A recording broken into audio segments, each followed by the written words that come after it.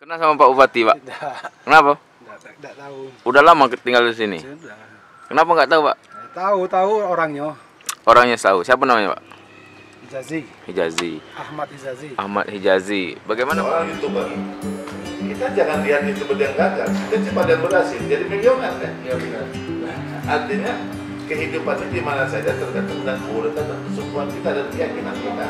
Gantung dari orang ke Tergantung sini. dari orang. Jangan lupa subscribe Abang Bebas. Oke, beken.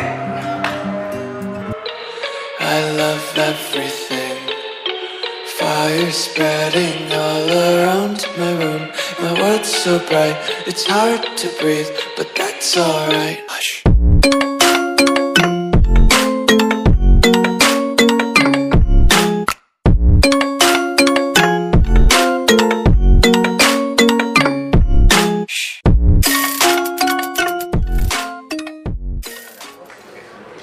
Oke, what's up, bro? Balik lagi di Abang Bebas. Itu penyuka semuanya kecuali makan teman. Nah, di video kali ini Abang Bebas bakalan ngobrol santai. Itu bareng Bapak Bupati ya, Pak ya? Bapak Ahmad Hijazi. Nah, jadi beliau ini adalah Bupati dari Kabupaten Rejang Lebong. Nah, beliau ini memang ada. Nah, oke guys, jadi Abang Bebas selaku perwakilan dari generasi muda atau kaum milenial lah untuk sekarang pengen ngobrol-ngobrol santai sedikit nih bareng Bapak Bupati. Boleh kan, Pak? Oh iya, boleh. Advokat itu kan milenial juga dulu. Ya. Nah, jadi untuk pertama Bang Bebas mau tanya, gimana sih keadaan dari Rejang Lebong untuk saat ini, Pak? Di tengah pandemi yang katanya kan Rejang Lebong satu-satunya kemarin sebagai kondisi zona hijau. Oke, baik. Para pemirsa, assalamualaikum warahmatullahi wabarakatuh. Jadi sedikit bercerita tentang situasi dan kondisi COVID-19 Rejang Lebong. Rejang Lebong sampai saat ini pada posisi zona hijau. Sekarang masih ya? Sekarang masih zona hijau. Itulah makanya Rejang Lebong tetap mempertahankan zona hijau. Maka kami berusaha dan berupaya kepada seluruh masyarakat dengan bersama-sama mentaati, mengikuti daripada aturan-aturan yang dikeluarkan oleh protokol COVID-19. Antara lain adalah satu, kita harus memakai masker. Masker ya ini. Nah, masker Rejang Lebong ini sudah kita buat 500.000 lembar. 500.000. Dan seluruh jiwa yang ada di Rejang Lebong sudah mendapat bagian masker dari pemerintah. Bukan per keluarga ya? Bukan, per jiwa. Jadi kalau dalam satu rumah keluarga itu ada 10, ya dapat 10. Ada 3. Jadi dia per jiwa.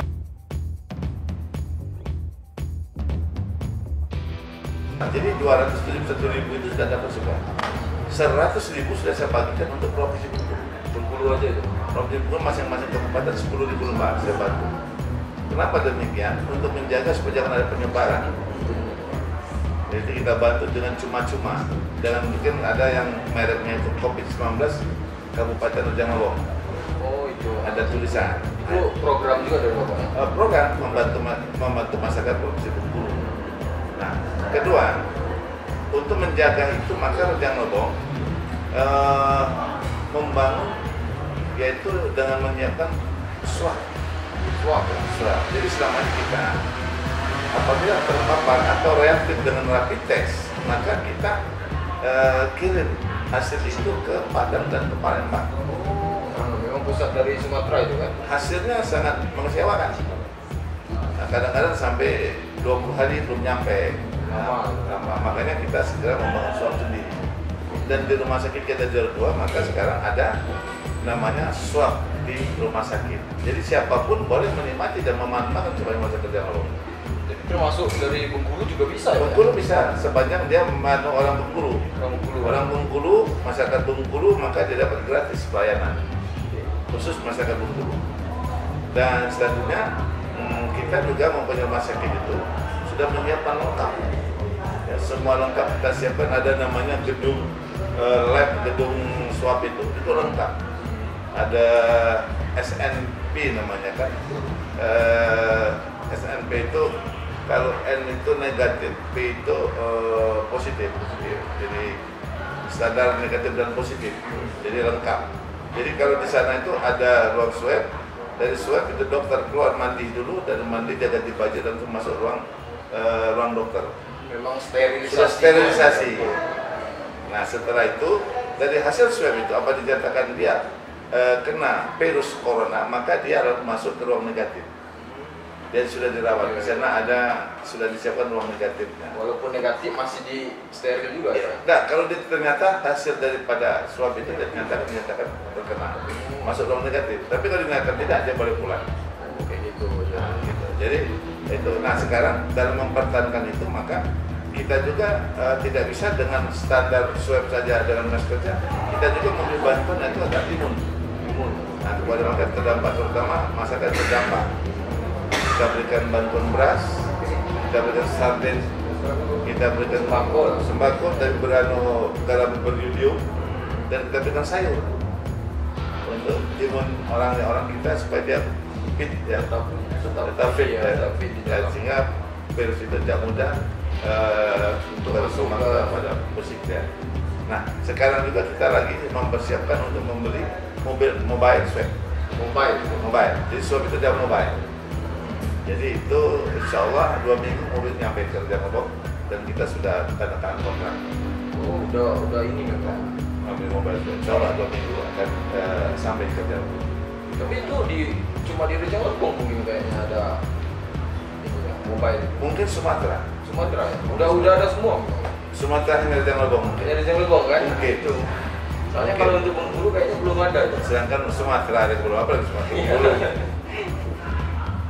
Itu tadi kondisi dari kota Kabupaten Rejang Lebong disampaikan oleh Bapak Ahmad Hijazi, Pak ya. Oke, nah jadi untuk pertanyaan selanjutnya ini Pak, Abang Bebas nih mau nanya yang lebih intens ke Bapak nih. Ya. Jadi dulu Bapak kepikiran nggak waktu masih muda itu pengen jadi Pak? Atau memang cita-cita atau angan-angan? Boleh dijelaskan Pak, gimana sih? Baik, kalau dulu cara berpikirnya berbeda. Dulu itu kan saya kan seperti saya cerita dari kawan-kawan, saya ini anak yatim, dan saya tidak dengan dia seperti anak yatim piatu. Seperti anak yatim piatu, sehingga saya tidak pernah berpikir menjadi pejabat. Dulu itu berpikir mencari pekerjaan untuk mencari sesuatu nasi untuk hidup. Tidak pernah berpikir untuk jadi bupati, untuk jadi DPR, atau untuk beli motor pun tidak terpikir. Zaman dulu. Yang penting untuk isi perut, cari makan. Untuk makan dulu ya. Tidak ada, tapi setelah dalam perjalanan atas petunjuk-petunjuk dari kehidupan, mungkin ada petunjuk dari Allah juga, maka terjadilah arah-arah yang akan kita capai menjadi pegawai negeri. Saya kan pernah pegawai negeri. Oh pernah dulu Pak? Pernah, kita ngajukan pensiun dini. Jadi dari situ saya menjadi pegawai negeri, menjadi DPR, menjadi bupati. Itu ya setelah dalam perjalanan. Saya jadi pegawai negeri itu bukan langsung dari sarjana, saya dari SMPA. Oh, sambil bekerja, sambil kuliah. Iya. Memang faktor ekonomi juga. Faktor ekonomi, bukan sudah benar-benar faktor ekonomi. Nah oke, jadi pertanyaan selanjutnya ini Pak. Terus kalau anak-anak muda nih yang pengen jadi bupati, apa sih yang harus dipersiapkan? Atau kiat-kiat apa kayak gitu kan, motivasi buat anak-anak muda sekarang? Pertama, untuk menjadi seorang pemimpin atau mencapai masa depan, siapkan SDM. SDM ya betul. Sumber daya manusia. Ya, sumber daya manusia itu kan kita bisa bicara mimpi dan khayalan. Ya. Mimpi dan khayalan itu coba kita anggapan kita tamat SMP, tidak mungkin kita bisa jadi bupati. Ya betul. Mimpi dan khayalan. Kurang juga pendidikan ya. Nah, jadi artinya kan sumber daya manusia diutamakan. Kedua itu kita harus betul-betul untuk mencapai sesuatu itu dengan serius. Berusaha dengan serius. Seriusnya bagaimana? Ya jangan banyak bermain-main. Ya, jangan banyak kita menghayal tadi. Menghayal tuh, aduh kalau saya punya uang 1 miliar, kalau dari mana kalau nggak kerja? Ya kan gitu kan, kita harus kerja. Jadi oleh karena itu kalau kita untuk mencapai cita-cita itu, atau kita harus dengan keuletan, dengan kesungguhan, dengan berdoa, ya, dengan usaha. Jadi administrasi itu gunakan duit. Duit itu D itu dengan doa, U usaha, I ikhlas, T tawakal. Tawakal. Berarti bukan dalam artian Bukan fisik. uang gitu kan? Nah, Jadi memang ada arti tersendiri gitu buat duit itu tadi. doa, usaha, ikhlas dan tawakal. Ya. Nah jadi guys, Abang Bebas udah bincang-bincang dan Abang Bebas mau tanya lagi nih Bang. Gimana sih pandangan Bapak Bupati terhadap anak-anak muda yang aktif di dunia kreatif seperti konten kreator atau YouTuber? Kayak saya lah Pak, YouTuber receh ya. Ya, jadi semua usaha dan kegiatan itu jangan kita anggap remeh. Ya betul. Ngobrol itu sini. Semua usaha dan kegiatan itu adalah merupakan satu bagian dari perjuangan. Untuk mencapai satu kehidupan ada penuh perjuangan. Nah, seorang YouTuber, kita jangan lihat YouTuber yang gagal, kita cepat dan berhasil, jadi milioner deh. Ya benar. Artinya kehidupan ini di mana saja tergantung dan keburukan dan kesukuan kita dan keyakinan kita. Tergantung dari orang Tergantung dari orang itu sendiri. Makanya dengan bagaimana kita ciptakan berkali sumber daya manusia ini. Kenapa sumber daya? Bagaimana trik sehingga orang menyenangkan kita menjadi YouTuber ini. Apa yang kita bikin konten itu orang senang. Dengan banyak senang orang kita akan mendapat imbalan rezeki. Pengalaman juga Pak ya. Iya, gitu kan. Jadi memang untuk jadi YouTuber itu kan butuh ide-ide kreatif. Itu tadi sumber daya manusia tadi. Dari manusianya itu memang ya Pak. Perlu sumber daya manusia itu kan dia bisa melakukan inovasi-inovasi yang baru, yang menarik, ya, yang disenangi oleh para masyarakat. Buat apa kita ini tidak perlu yang tidak perlu yang besar-besar, yang kecil tapi mau dibutuhkan orang. Ya, Sama dengan kita gini, kita beli baju. Oh, baju ini kan ada berbeda-beda, tapi kan baju itu bukan mahal, cocok kita pakai. nyaman nggak? Nyaman nggak? Baju itu ada sampai 5 juta satu, tapi ada yang 25.000. Kalau 25.000 kita pakai cocok nggak? Dengan kontras kan kita pakai baju. Nah itu yang kita cocokkan. Cuma mahal-mahal. Kalau mahal ngomong, ya tidak aduh dusun orang itu. Nah itu kan artinya kan ada bagaimana penyesuaian.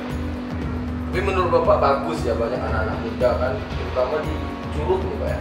Curug kan udah banyak yang jadi YouTuber besar kan, kayak adalah itu Angga Chandra, itu kan Bram dan Mawan itu kan asalnya dari Curug. Bangga nggak Bapak sebagai bupati? Saya apapun yang dilakukan yang sifatnya positif, sangat bangga kepada pemuda-pemuda yang baru. Karena saya tuh agak kecewa kalau dia banyak minum-minuman keras atau menggunakan drugs. Iya itu. Ya. Atau dia banyak begadang. Badannya itu kan banyak sesuatu yang akan membuat dia kecewa untuk dirinya. Emosi juga kalau Saya sangat senang banyak pemuda-pemuda yang berkreatif. Cuma jangan lupa, tolong diwarisi nilai-nilai perjuangan para patriot. Ini menjelang 17 Agustus. Nilai-nilai perjuangan para patriot tolong dinilai diwarisi lah. Iya ya. Nah jadi itu tadi pandangan dari Bapak Bupati tentang YouTuber Pak ya. Jadi ini Abang Bebas dengar nih Pak. Ini katanya ada program nih dari Bapak yang memberangkatkan umroh, ya kan? Nah jadi untuk kaum milenial atau generasi muda itu kan juga banyak yang ada yang jadi marbot masjid kayak gitu kan. Jadi itu mempunyai kesempatan nggak Pak untuk dapat juga umroh gratis dari Bapak itu? Umroh gratis itu ada kriteria-kriteria, bukan hanya marbot. Jadi umroh gratis itu apabila dia seorang olahragawan bisa membawa nama Provinsi Bengkulu di tingkat nasional, dapat juara nasional, maka jadi saya pastikan dia berangkat. Prestasi. Namun itu ada nilai prestasi. Kedua, kepala desa yang berprestasi mendapat juara nasional, dia pasti berangkat. Ketiga, mungkin pernah dengar petinju Provinsi Bengkulu namanya Cindy, cewek. Pernah ya. Nah kemarin berangkat sama-sama saya karena dia juara nasional, tingkat nasional. Itu bawa nama ini juga? Bawa nama Provinsi Bengkulu. Nah kemarin ada anak yang lempar lembing. Nah karena dia masih muda, itu dia oper sama orang tuanya berangkat ke Abu Haji. Jadi siapapun berhak mendapatkan prestasi itu dan berhak mendapatkan apresiasi dari negara umum untuk diberangkat, tapi orang jangan bohong. Gong ya. gitu kan. Iya betul. Asal dia berprestasi. Berprestasi. Di samping ada imam yang 5 tahun ke atas. Ya. Nah, kemarin kan ada Rubiah saya berangkat juga. Oh. Rubiah itu yang ibu-ibu memandikan mayat.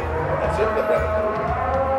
Jadi memang untuk yang tua dan yang muda itu sama rata Pak ya, nggak ada perbedaan. Ada perbedaan. Nah jadi terakhir nih Pak, pertanyaan dari Abang Bebas.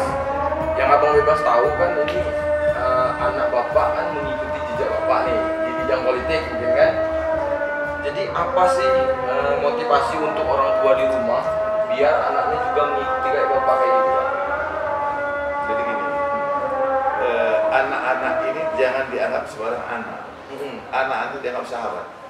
Oh, lebih Lebih dekat. Kita tempatkan ada posisi dia sebagai sahabat, dia sebagai anak. Nah, kapan kita bicara sebagai sahabat? Kalau bicara sebagai sahabat, kita akan berdiskusi tentang bagaimana perkembangan selanjutnya. Tapi kalau anak, bagaimana kita mendorong dia untuk berbuat yang terbaik untuk masa depan dia. Saya dengan anak-anak di sini saya bikin sahabat dan anak.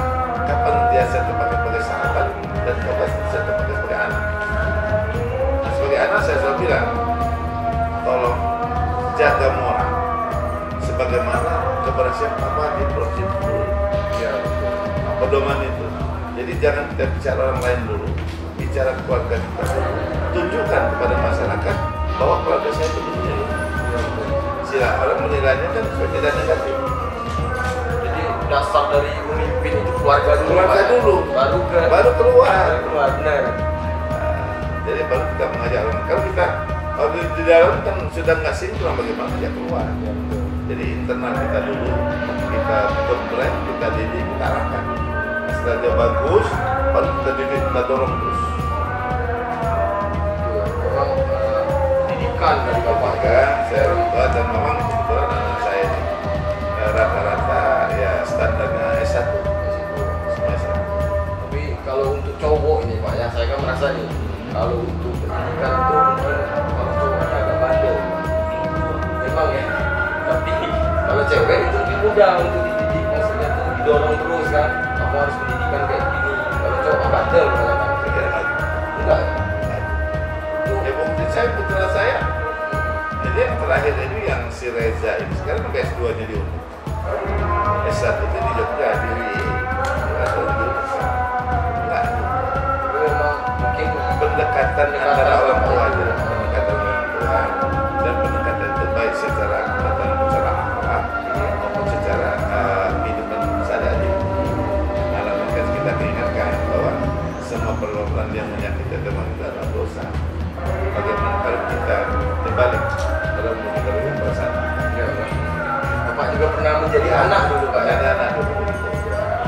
Nah oke guys, itu tadi bincang-bincang santai Abang Bebas sudah ngobrol-ngobrol panjang nih bareng Bapak Jazi. Nah, jadi buat kalian semua yang udah nonton, thank you banget, dan juga jangan lupa like, comment, dan juga subscribe terus Abang Bebas. Boleh dibantu Pak, bilang ini jangan lupa subscribe Abang Bebas. Jangan lupa subscribe Abang Bebas. Jangan lupa subscribe Abang Bebas. Oke, beken.